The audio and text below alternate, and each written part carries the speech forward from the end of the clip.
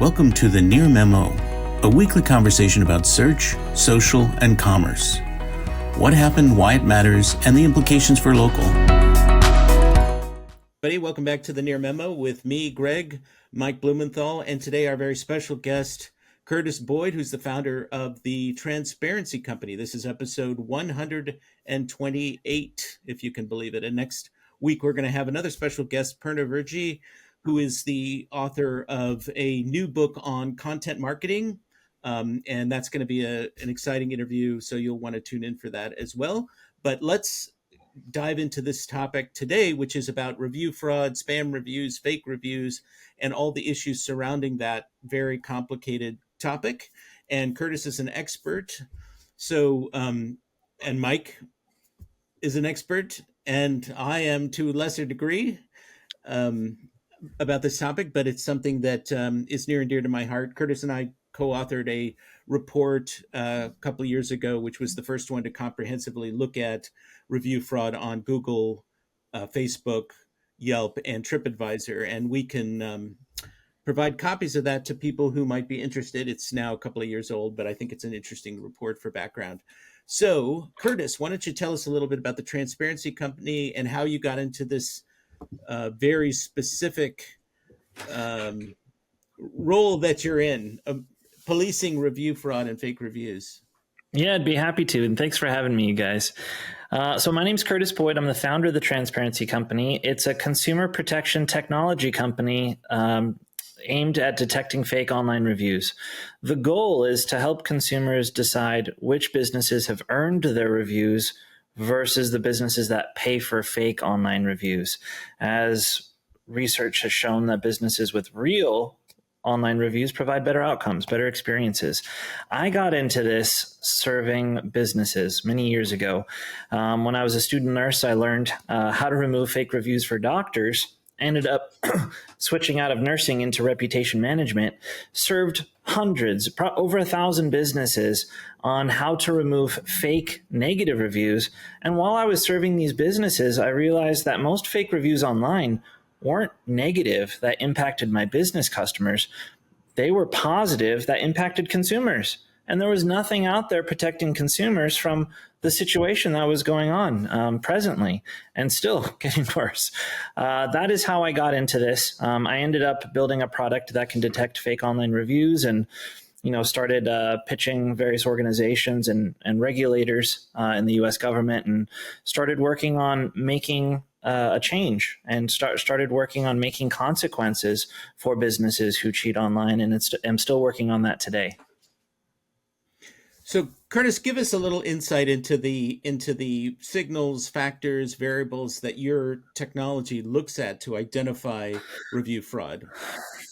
Absolutely. So we look into every aspect that we can in regards to content and the profiles themselves, and all of the profiles and reviews collectively, looking for trends. So I'll start with content. Before ChatGPT, a lot of reviewers or fraudsters would just steal content. They would duplicate it, right? They would change out the names of the business and they would just copy and paste. And they would also write, if they were doing it themselves, they would write the reviews across multiple profiles.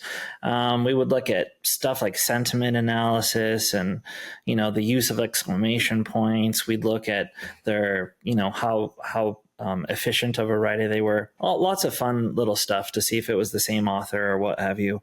Going on, we did a lot of content checks, and then we realized that it's a lot easier to look at behavior. So we would look at profiles. Who else are they writing reviews for? What type of business categories are they? What's the time and the spacing between these reviews? Did they do it all at once and then never touch the account again? Or does it look a pure organic and, they're writing reviews a little bit more regularly? And we formulated basically, I don't know, I say we're probably up to about 110 different metrics that we actually look for when making a prediction on whether these reviews are real and fake. But now that ChatGPT is around, a lot of the fraudsters are using that to come up with content, which makes it a little bit harder, but also a little bit easier because ChatGPT content kind of looks all the same. But that's just my opinion anyway.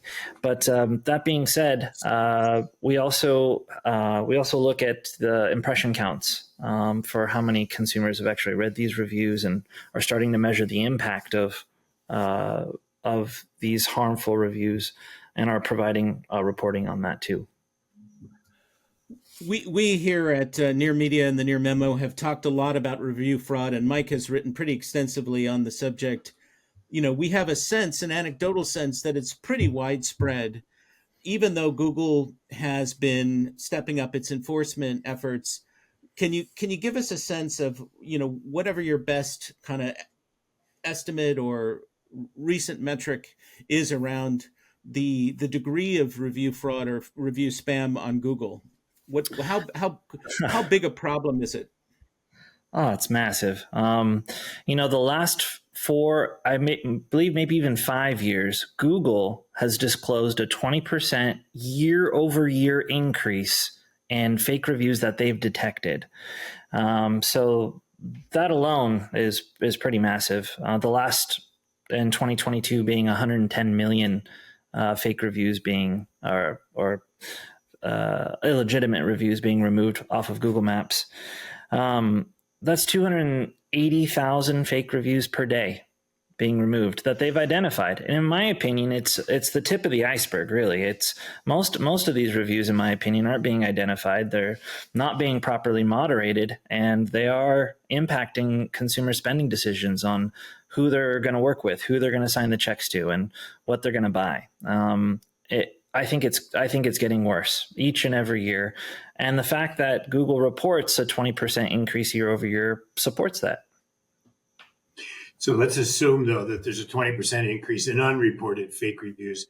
The reality is that they are limited to certain categories, much more so than other categories, right? One issue is that certain types of businesses get a lot more organic, real reviews. So it's more difficult to have a fake review process in that context. The other is that there's a lot more motivation in certain categories. So I think it's important that people understand this isn't every business, every review. It's a high amount of fake reviews on a certain limited number of businesses. Well, let's talk about the categories that you just mentioned, Mike.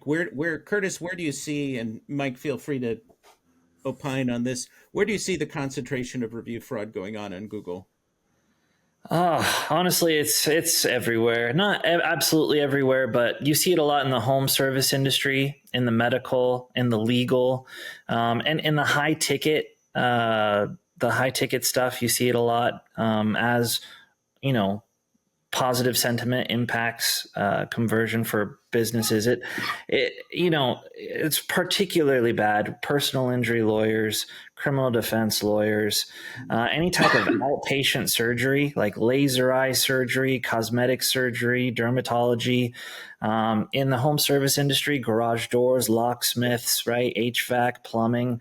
It's terrible out there. And I mean terrible. What we used to see, back in 2021 and, from 10 to 15% in 2023 now has easily doubled.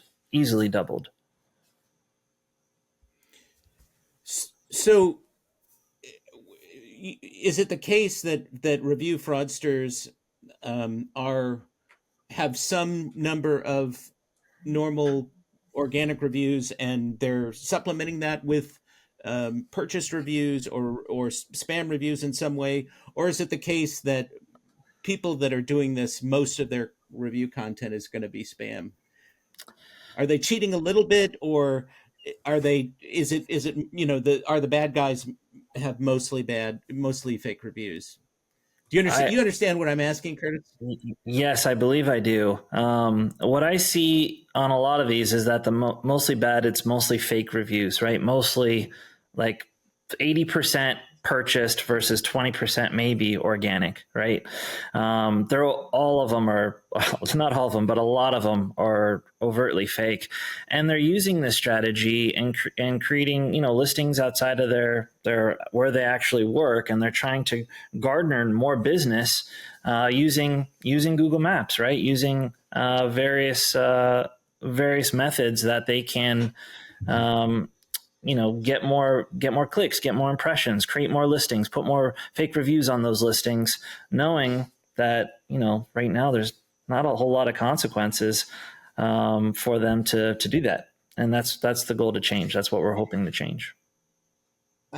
How common a problem is recently we've seen examples of review extortion where people write negative reviews and then they contact a business and they threaten to flood them with more negative reviews unless they pay. How common Yeah. a problem is that? And how recently has that started? I mean, Mike, if you have any perspective on that, I know you've had a lot of anecdotal experience with that. It's daily. It didn't seem like this was happening until pretty recently, last few years. Yeah, beyond extortion, it's often competitors hiring a third party to reduce the visibility or the appeal of a strong competitor. Yeah. I frequently get calls from people, and this is most common again in the home services, where they're being attacked with multiple reviews per day for a period of months on end, and where it's not so much for payment, but for black hat efforts to try to denigrate a competitor. Yep. Yeah. Fake negative reviews is really an upsell to fake positive reviews. They sell them for a little bit higher. At first, normally businesses that purchase fake positive reviews, they say, how's this going? Is it going pretty good? Okay, how we're going to try and upsell them. How would you like to purchase some fake negative reviews for your competitors? And before you know it, a few of their top competitors that rank a little bit higher organically, or whether it's on LSA, they're now getting hit regularly with fake negatives, and it's a huge problem. In a few minutes, I actually interviewed a client of mine who found out who the competitor was, and he actually invited him out to lunch. And the competitor said, "Oh, I was doing this." When he asked why he was doing it to him, the competitor said he was doing it because he thought my client was doing it to him. So somebody else was buying fake reviews for this competitor. The competitor then went out and bought fake reviews for my client because he thought it was him. So it's a never-ending cycle of retribution. It's kind of like blood, yes, blood feuds. we're going to get into what you can do to respond to this in a couple of minutes. But for the sort of last question in this discussion of kind of the state of where things are, you mentioned, Curtis, LSAs, local services ads. We've seen an increasing number of fake reviews in those. Can you give us a sense of how prevalent that is? Oh, it is so bad. It's so bad. And I think we all, like everyone in this industry knows how bad it is, but it's terrible. It's really terrible. There are certain industries where it's really, really horrible. Garage door, locksmiths, right? I mean, the top, they've gamed that entire ad network to the point where you can't really compete on there anymore. You can't get access to those leads. It's terrible. I know real businesses who are suffering, like truly suffering because of what's going on there.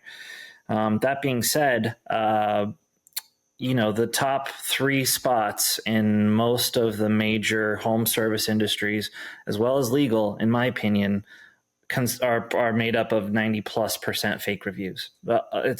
It's that bad. It's it's really bad out there. The tragedy of that whole thing, Greg, is that Google does not have anywhere near the same level of review monitoring sophistication that they have now built in GBP. For whatever reason, LSA is using a different filtering system that is just not capable of virtually any filtering. And only recently did they stop the ability for people to leave non-verified reviews, which will make some impact, but they haven't made any effort to take down all of the unverified reviews that have existed up to this time. So the tragedy is really that Google's left hand doesn't know what their right hand is doing.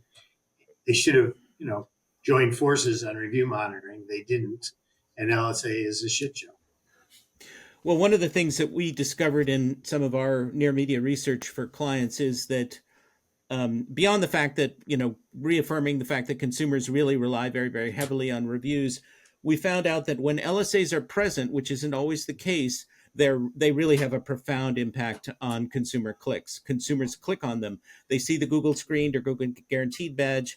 They tend to be drawn to those because of their position, the presence of reviews, and they don't, in many instances, they don't know their ads, and so they respond to those, and then they go into the LSA Finder, and they often make a choice out of those listings. So they're very, very potent and effective when they appear for Google and for whoever is the lucky recipient of the clicks.